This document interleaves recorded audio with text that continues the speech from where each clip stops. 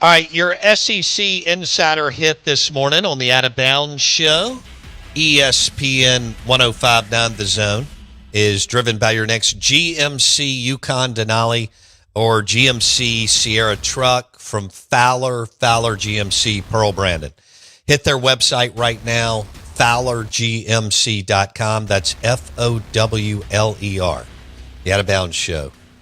And your next GMC Sierra truck is driven by Fowler GMC, Pearl Brandon. We welcome in our friend Tom Luginbill, national college football analyst with ESPN. He joins us on the Farm Bureau Insurance guest line. How you been, my man? I've been good, man. I'm embarking on a major project right now. Started about 10 days ago, where I'm going to put together the top incoming impact transfer portal guy for every Power 4 team in every conference. Damn. So that's keeping me busy for about the next 3.5 weeks. So 16, 17 teams a conference, and then we just wrapped up, some of the what we call them, how does a guy fit? Like when he arrives on campus, what's his fit? How's he going to integrate? So doing top 10 guys at each position for that out of the high school class. So been a little bit busier for me this month than it normally is. Okay, I'm excited about going over that with you in the off season. That's going to be awesome with SEC teams, and then picking some of the bigger programs like Miami and Ohio State and others. Okay, that's cool. All right, you mentioned integrate. Why do you think? Like, I can't put my finger on it. I'd love to have dinner with him, but that's not going to happen. So. Why has Lane Kiffin been able to integrate all these portal players? Like, what did he figure it out? Was that from Monty and his NFL? Even though he wasn't in the NFL long, it's what he knew most of his life. Why has he been able to do it? And Mike Norvell or others, it didn't really work at Auburn. Why has Lane been able to integrate 30-plus players the last 3 seasons, and it worked at Ole Miss? Well, first off, you hit on a quarterback. So if you hit on a quarterback, that solves a lot of the other issues, True. Or it gives you a head start when you're trying to put together the rest of the roster. Because if you got that position nailed down, now it gives you a chance. And then I think really this answer is probably simpler than people think it is. I just think while a lot of people spent time, Bo, worrying, what are we going to do? How are we going to attack this? How are we going to set a plan? What are the rules? What are the guidelines? He basically just said, I don't care about any of that. Let's go. Let's go get them. Let's start evaluating tape. Let's start watching as many guys as we can. And if there are guys out there that are better than what we're currently playing with, let's go get them. And while everybody else was trying to figure out what the process was going to be, I think he kind of saw this little window where, hey, listen, nobody's minding the store right now. Like, nobody's looking at rules. Nobody's looking at guidelines. Nobody's looking at enforcement. The NCAA has no teeth. If we're going to get ahead of this thing, it's better to ask forgiveness than permission, right? And I think that approach separated him from everybody else. And I think what he did also a really nice job of is he had implemented a true, and he got this from Nick Saban, and many other coaches have as well, but he implemented a true pro personnel player department, really no different than you would have in the National Football League level, where you, on a day-to-day basis, you have an entire group that is devoted to player evaluation, ranking and grading players, gathering what the critical factors are from each position coach on the staff and saying, okay, what do we want? What do we not want? And then go attack it. And so I just think they got ahead. And it really probably took more bravery and guts to throw any type of concern about rules or any of that stuff to the wind and just said, let's go get as many as we can, and we'll weed through them. And if somebody wants to come back on us after the fact and say, well, no, you can't do that, by the time that happens, everybody else will be doing it. Then how do you stop it? Right. Okay, I agree. What he and Austin Thomas did for a couple years, his GM, and then all the people that were under Austin Thomas, And for him to lose Austin Thomas to LSU and hire Billy Glasscock from the University of Texas, yep, and still have and I'm told the people under them were very talented too. And like you said, it was a whole department. I mean, Keith Carter and Lane Kiffin funded this thing. So they basically had a bunch of scouts or analysts, whatever you want to call it, under their GM. Sure. Isn't that right, Tom? And so, yeah. And Lane understood, hey, if this is the new way, let's do it right now and let's implement it. And he did it in what felt like 5 seconds, and he went through 2 GMs and still had a tremendous amount of success. Luke? Yeah, and I think early on, while everybody else was trying to come up with a plan first and then execute it, he looked at it like, we'll come up with a plan as we go. Yeah. There's going to be trial and error. There's going to be some potholes in the highway. And then we'll figure out as we go, what do we need to tweak here? Did we go wrong there? But he didn't wait to figure it out. And that's what everybody else did by and large. Yeah. And so I agree with that. It's just like in the private sector when you hear somebody that wants to start a business. Those that go and realize they're just going to have to figure it out a lot of times win. Those that just talk about it don't. And you're right. Lane just went, and he didn't have all the answers, but they just started figuring things out. Right. While everybody else. And again, when you hit on a quarterback, right. When you hit on that position, right. It allows you some leeway in the other areas. Well, and he hit on, I mean, Lugs, if you go back 4 years, he was kind of the first one to hit on a big-time transfer QB, or one of them, in Dart. I mean, Dart was young. Yeah. He had played 4 games at Southern Cal, but Lane knew about him. He obviously had the tape, and he said, hey, man, this guy can be awesome. And he ended up being fantastic. And then they hit on a bunch of other quarterbacks, and now with Trinidad.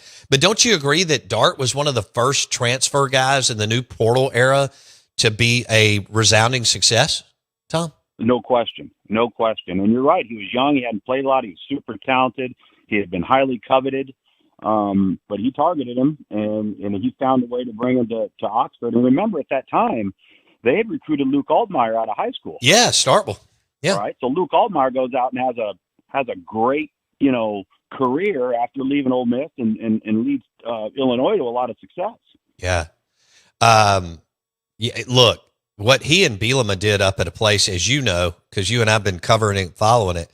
I mean, it's hard to win in Champaign.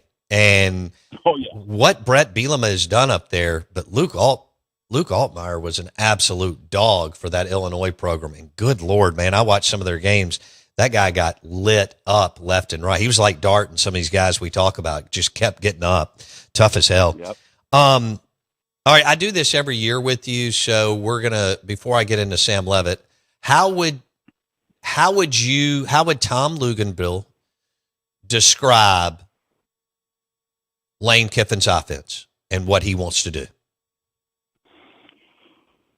Well, initially, if you go back to his tutelage under Norm Chow while he was at SC, and Norm Chow had previously been at BYU for almost 20 years under Lavelle Edwards, it was split back, West Coast offense concepts, quick, precise passing game, heavy play action, power run. And then I think now and you could really say the same thing about Sark here because they're cut from the same cloth. Now what I think that they've done is they've kind of just integrated some of the new, innovative concepts, whether it's the quarterback run game, whether it's the RPO game, into what has already been a tried and true system. Would I call it spread? Yes, but I would also say it's more multiple than I would say spread, with the added element of tempo. I think that's probably the biggest shift for Lane Kiffin as a coordinator, was his willingness to change the pace of play on offense. So I think it's evolutionary where, coaches are copycats, right? Sure. They're going to see this and they're going to see other people do that. It's just like I think I've told you this before. I asked Gus Malzahn back in, this would have been 06, 07, when he was the offensive coordinator at Arkansas, and they had Peyton Hillis and Felix Jones and Darren McFadden, and they were trying to work around the freshman quarterback and Mitch Mustaine, and everybody labeled this thing called the Wildcat, right? And I said, why do you call it Wildcat? He goes, I got the formation from a goal line package that Bill Snyder had at Kansas State. Wow. And it was essentially a single wing goal line package, and all we did was move the quarterback back into the shotgun. And so we nicknamed it the Wildcat. Okay, well then guess what happened? Everybody starts copying the Wildcat, right? Now everybody's doing direct snap, and your quarterback's not always the person behind the center, and everything starts to kind of evolve, and people's concepts that they like. And understand, these coaches, they all clinic with each other all year round. Yeah. And they go to clinics and they learn and they present and they teach, and guys take different concepts and they implement them. I mean, if you look at, Hugh Freeze, Gus Malzahn, Alex Golesh, a lot of these guys that have come from that cloth, their run game is basically the Delaware wing T buck sweep. Nobody calls it that anymore, and nobody thinks about it that way. But if you actually look at the schematics of it, that's what it is. So I think the answer to the question with Lane is he's never deviated from what he knows been the core principles of the offense, because those are tried and true. He's just made it more diverse by implementing and adding some of the things that have been working in college football for the last 15 years. All right, Tom Luginbill with ESPN on the Out of Bounds Show, driven by your next GMC Sierra truck from Fowler GMC, Pearl Brandon. Now that Lane gets Sam Leavitt from Arizona State, and Sam had a good career out there. I know they had Scattaboo and Jordan Tyson and so on, but with Lane being a top 5 OC and with the supporting cast that he will have at LSU, what are your expectations for Sam Leavitt and Lane Kiffin together? I think we mentioned this a couple of weeks ago. Sam Leavitt's got to stay healthy. That's first and foremost. And, obviously some of that comes on scheme and coaching and what you're going to ask him to do and protecting him a little bit. He is far more of a out-of-the-box riverboat gambler, sandlot player like you were when you were 9, 10 years old and you grabbed a couple of guys the day after Thanksgiving and you went out and played football in the yard. That's what Sam Leavitt is. Now, there's a lot of good to that, but there's also some risk to that, because when you play that way, you have a penchant to become a bit overconfident, try and do some things that maybe you shouldn't do. I think the thing that I'm most interested in seeing is, because Jackson Dart was a little bit like this early on at Ole Miss too. I had Ole Miss at Tulane and I had Ole Miss at Georgia Tech when they were still trying to figure out, okay, are we going to go with Jackson Dart or are we going to go with Luke Altmaier? And one of the things that frustrated Lane at that time was that Jackson Dart would do stupid stuff because he was so instinctive and he thought he could make every throw, and a lot of that was youth and inexperience and a lack of maturity, and they were able to work themselves out of it. And that's what I'm probably most interested in seeing is how do you not tamper down too much on his natural instincts to play the position, yet at the same time play within the scheme to maximize the scheme's strength. I think that's the delicate balance there between Lane Kiffin and Sam Leavitt. Now listen, they went out, they've got people in the backfield. They went out and did a nice job in the transfer portal, particularly in the offensive line and at the wide receiver positions. I think they're going to be better in the offensive line than they were this past year. And remember, you had an injured Garrett Nussmeier playing with an offensive line with 2 true freshmen on the right side that couldn't block anybody, and they didn't have a running threat. Sam Leavitt can avoid a lot of that now. So he can help that offensive line grow, because he's not going to be a guy where where he's standing every time he's in the pocket. Okay. Now, I want to go through the quarterback. Trinidad Chambliss is the best returning QB. And then would you go Arch or someone else, Tom Luginbill?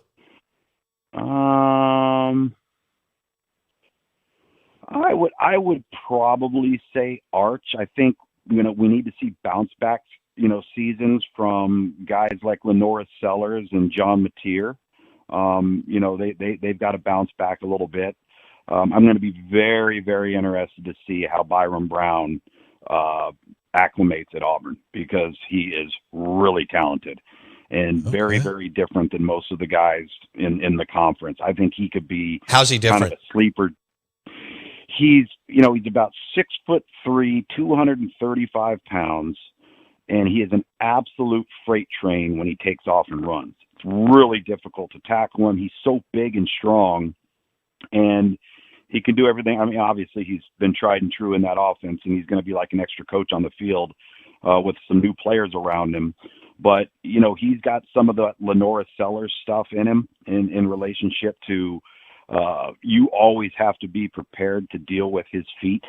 And I think that's something that creates a challenge for opposing defenses. So I'm interested in that component. To answer your question though, I would probably say Arch. You watch his last 5 to 6 weeks of the season, man, and boy, was he playing lights out football. Like everything that now is reasonable to expect going into next year is based off of that, where everything that was so unreasonable to expect to start this past year was based off of nothing. Yeah. Tom Luginbill with ESPN hanging out with us on the Out of Bounds show. I feel like Lane is overshadowing Arch. Like Lane, because of who he is and the success he had at Ole Miss and going to what I believe is a top 3 job in the country in LSU, is overshadowing one of the biggest names in the history of football who's going into his second year of starting QB. How do you see it? Good. Takes pressure off of Texas and Arch Manning and puts it all on Lane Kiffin. Yeah.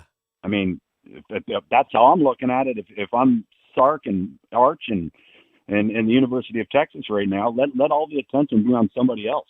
I think there's a level of legitimacy to that that is very real. So, listen, when you got to understand, you have one individual in Lane Kiffin who's a coach and a leadership of a program and drew so much media attention, particularly in the last 4 to 5 weeks of the season last year, and somebody that spends an inordinate amount of time on the internet selling, marketing, creating value, however you want to view it, right, wrong, or indifferent. He knows exactly what he's doing in that area. Where at Texas, Sark doesn't really bother with that, right, and Arch Manning really doesn't bother with it, right? So to be honest with you, I don't think they care. Yeah. Different approach. Both big brand. I mean, yeah. Texas is bigger, but LSU is a big brand, as you know. So that's, yeah. I mean, Kirby doesn't do that at Georgia, and Sark doesn't do that at Texas. Who does anybody else in the? Trying to think. Dan Lanning will get after it a little bit. Yeah, and even though it's from a quirky, nerdy, like physics professor angle, Signetti is kind of in that space because he's so okay. All right, Tom Luginbill on the Out of Bounds show. I want to go to Alabama. All right, so we'll see what Luke thinks about this. This will be interesting. Kalen DeBoer going into year 3. Alabama Crimson Tide people are freaking out. They made the college football playoff, won a game, then got blown out. You would think they went 3-9, but of course. Okay, who's it going to be? Keelan Russell, Austin Mack. What direction is Ryan Grubb and Kalen DeBoer going to go in Tuscaloosa, Luke's? I'm going to take the last probably 10 days remaining prior to the opener to make that decision. Those guys as much time. All right, we're gonna get Luke's back. That went haywire, and I can't hear him there. So we're asking about Alabama's QB1. Kalen DeBoer has gone with other guys the last couple of years, right? Milroe wasn't his guy, although he played some good football. Ty Simpson wasn't his guy, and he played some good football with no running game, by the way. And now we've got Austin Mack, who transferred from Washington, has been sitting for a while. And then Lugs knows all about this guy from his ESPN 300 in recruiting, and Keelan Russell. All right, Lugs, let's start over. Who do you think it'll be in Tuscaloosa? I'm not ready to sit here and tell you that I think it's going to be one guy or another, but I've been in this exact type of situation before.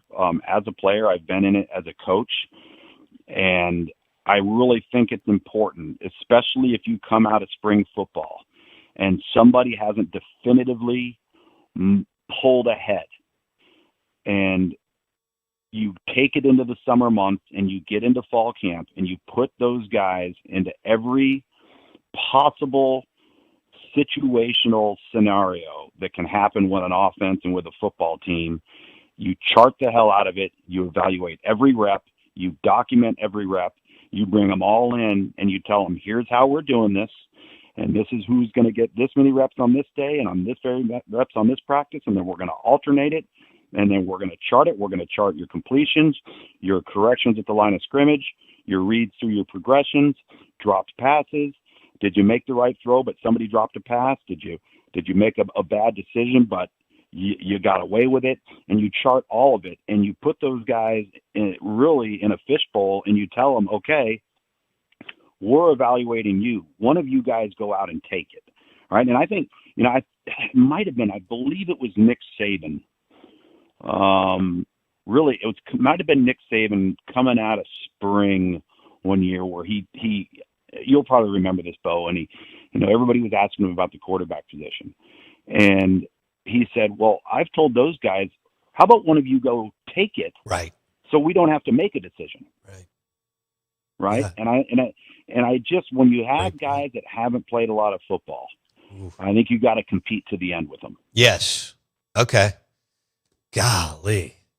So Trinidad coming back with an enormous amount of experience at Grand Valley and Ole Miss. Sam Levitt's played a good bit of football. Arch and Gunner back after 1 year of starting, which is huge to not have 1 year compared to having 1 year. Byron Brown, I don't think we have enough time. Somebody asked if there was some similarities between Byron Brown and Camario Taylor. I may let Lugs weigh in on that next week. I know he's played more. Byron Brown's played a lot more football. Camario Taylor isn't quite the bull in a china shop, if you will, when it comes to like just being a pure physical runner. In terms of having a large sample size of that so far in college football. Okay. We may hit on that a little bit more, but I like that. And that's a guy to keep. Auburn and Mississippi State play this year at home. So they'll see Brown, if he's still healthy, they'll see Brown in Starkville. I'm going to have to keep an eye on this dude. Tom Luginbill, have a great week, my man. We appreciate you. You too, man. Thank you, buddy. The Out of Bounds Show is driven by your next GMC Yukon and GMC Sierra truck at Fowler GMC. Pearl Brandon. Not Pearl Amber. Pearl Brandon. Hit the website, FowlerGMC.com. Hey, lunch today is brought to you by the Blue Plate Fried Chicken at Burgers Blues Barbecue, Dogwood, Flowwood. Burgers Blues Barbecue, B3, Dogwood, Flowwood. They just opened a new green space. Looks great. Smash burgers. Order for the office to go. B3, Dogwood, Flowwood. We'll see you tomorrow.